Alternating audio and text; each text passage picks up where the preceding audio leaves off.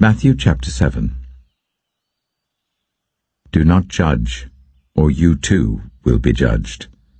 For in the same way as you judge others, you will be judged, and with the measure you use, it will be measured to you. Why do you look at the speck of sawdust in your brother's eye and pay no attention to the plank in your own eye? How can you say to your brother, "Let me take the speck out of your eye," when all the time there is a plank in your own eye? You hypocrite! First take the plank out of your own eye, and then you will see clearly to remove the speck from your brother's eye. Do not give dogs what is sacred.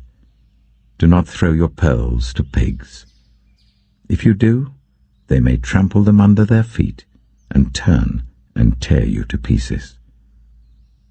Ask, and it will be given to you.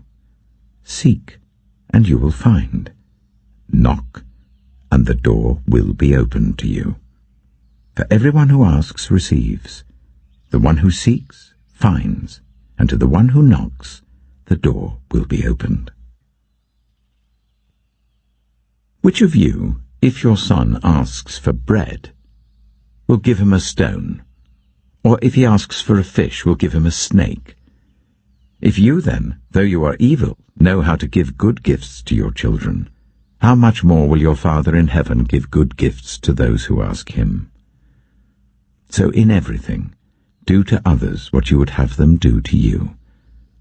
For this sums up the law and the prophets. Enter through the narrow gate, for wide is the gate and broad is the road that leads to destruction, and many enter through it. But small is the gate and narrow the road that leads to life, and only a few find it.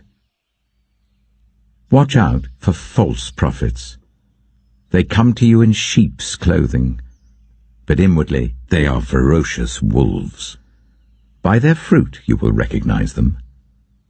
Do people pick grapes from thorn bushes or figs from thistles? Likewise every good tree bears good fruit, but a bad tree bears bad fruit. A good tree cannot bear bad fruit, and a bad tree cannot bear good fruit.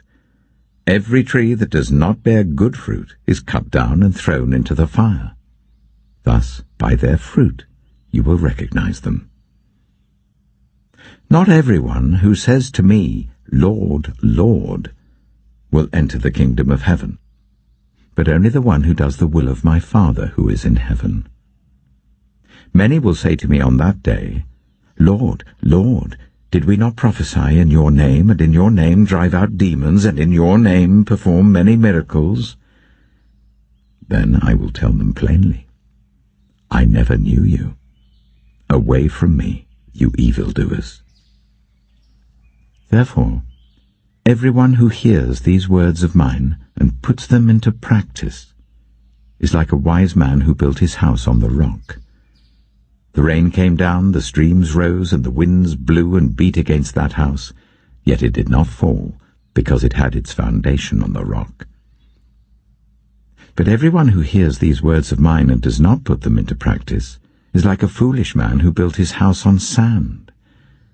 The rain came down, the streams rose, and the wind blew and beat against that house, and it fell with a great crash. When Jesus had finished saying these things, the crowds were amazed at his teaching, because he taught as one who had authority, not as their teachers of the law.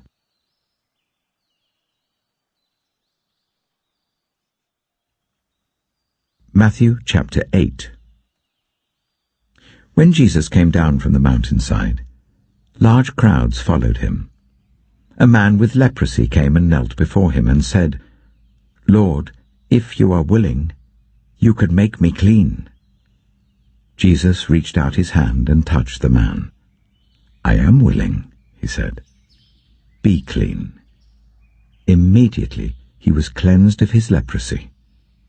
Then Jesus said to him, "See that you don't tell anyone, but go, show yourself to the priest and offer the gift Moses commanded as a testimony to them." When Jesus had entered Capernaum, a centurion came to him asking for help. "Lord," he said, "my servant lies at home paralyzed, suffering terribly. Jesus said to him, "Shall I come and heal him?" The centurion replied, "Lord, I do not deserve to have you come under my roof, but just say the word and my servant will be healed. For I myself am a man under authority with soldiers under me. I tell this one, 'Go,' and he goes, and that one, 'Come,' and he comes. I say to my servant, 'Do this,' and he does it." When Jesus heard this, he was amazed, and said to those following him, "Truly I tell you, I have not found anyone in Israel with such great faith. I say to you that many will come from the east and the west, and will take their places at the feast with Abraham, Isaac, and Jacob in the kingdom of heaven. But the subjects of the kingdom will be thrown outside into the darkness, where there will be weeping and gnashing of teeth." Then Jesus said to the centurion, "Go, let it be done just as you believed it would." And his servant was healed at that moment. When Jesus came into Peter's house, he saw Peter's mother-in-law lying in bed with a fever. He touched her hand, and the fever left her, and she got up and began to wait on him. When evening came, many who were demon-possessed were brought to him, and he drove out the spirits with the word, and healed all who were ill. This was to fulfill what was spoken through the prophet Isaiah. He took up our infirmities and bore our diseases. When Jesus saw the crowd around him, he gave orders to cross to the other side of the lake. Then a teacher of the law came to him and said, "Teacher, I will follow you wherever you go." Jesus replied, "Foxes have dens and birds have nests, but the Son of Man has nowhere to lay his head." Another disciple said to him, "Lord, first let me go and bury my father." But Jesus told him, "Follow me, and let the dead bury their own dead." Then he got into the boat, and his disciples followed him. Suddenly a furious storm came up on the lake, so that the waves swept over the boat. But Jesus was sleeping. The disciples went and woke him, saying, "Lord, save us, we're going to drown." He replied, "You of little faith, why are you so afraid?" Then he got up and rebuked the winds and the waves, and it was completely calm. The men were amazed and asked, "What kind of man is this? Even the winds and the waves obey him." When he arrived at the other side in the region of the Gadarenes, 2 demon-possessed men coming from the tombs met him. They were so violent that no one could pass that way. "What do you want with us, Son of God?" they shouted. "Have you come here to torture us before the appointed time?" Some distance from them, a large herd of pigs was feeding. The demons begged Jesus, "If you drive us out, send us into the herd of pigs." He said to them, "Go." So they came out and went into the pigs, and the whole herd rushed down the steep bank into the lake and died in the water. Those tending the pigs ran off, went into the town and reported all this, including what had happened to the demon-possessed men. Then the whole town went out to meet Jesus, and when they saw him, they pleaded with him to leave their region. Psalm 88.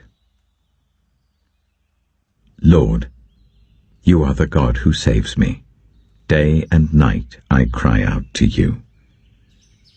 May my prayer come before you. Turn your ear to my cry. I am overwhelmed with troubles, and my life draws near to death. I am counted among those who go down to the pit. I am like one without strength.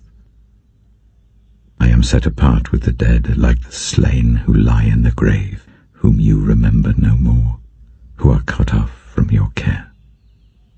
You have put me in the lowest pit, in the darkest depths. Your wrath lies heavily on me. You have overwhelmed me with all your waves. You have taken from me my closest friends, and have made me repulsive to them. I am confined and cannot escape. My eyes are dim with grief. I call to you, Lord, every day. I spread out my hands to you. Do you show your wonders to the dead? Do their spirits rise up and praise you? Is your love declared in the grave, your faithfulness in destruction? Are your wonders known in the place of darkness, or your righteous deeds in the land of oblivion? But I cry to you for help, Lord. In the morning my prayer comes before you. Why, Lord, do you reject me and hide your face from me? From my youth I have suffered and been close to death. I have borne your terrors and am in despair.